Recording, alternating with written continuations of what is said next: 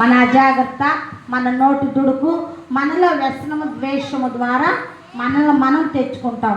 ఇది రోమీయులకు రాసిన పత్రిక 12:12లో దేవుడు పెట్టే కొన్ని ఉండయి, సాతాను పెట్టే కొన్ని ఉండయి, మనకు మనం తెచ్చుకునేవి కొన్ని ఉండయి. ఈరోజు స్టేటస్ నాది అదే. దేవుని స్తోత్రం. అలాగే రోమీయులకు రాసిన పత్రిక 8:33లో ఒక మాట రాశాడు. రోమీయులకు రాసిన పత్రికలో చక్కగా దేవుడు తన బిడ్డలకు వర్ణిస్తూ ఉంటాడు.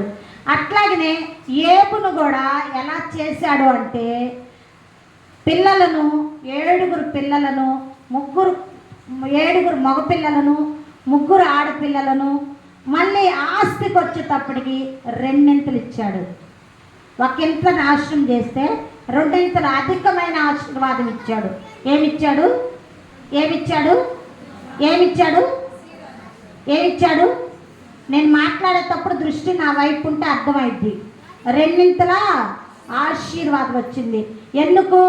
యెహోవా ఇచ్చాడు, యెహోవా తీసుకున్నాడు, ఆయన నామానికి స్తుతి కలుగునుగాక. హల్లెలూయా, హల్లెలూయా. ఎప్పుడైతే ఈ తీర్మానం నీలో ఉంటుందో, ఎప్పుడైతే ఇది దేవుడు పెట్టిందా, సాతాను గారు పెట్టిందా, నేను తెచ్చుకుంటానా, ఏంటిది అని నువ్వు దేవుని దగ్గర కూర్చొని అడిగినప్పుడు అది నీకు దేవుడు బయలుపరుస్తాడు ఖచ్చితంగా. దేవుని పరిశుద్ధాత్మ దేవుడు నీ హృదయానికి ఒక ప్రేరేపణ ఇస్తున్నాడు, నీకు ఒక ద్వారం తీస్తున్నాడు.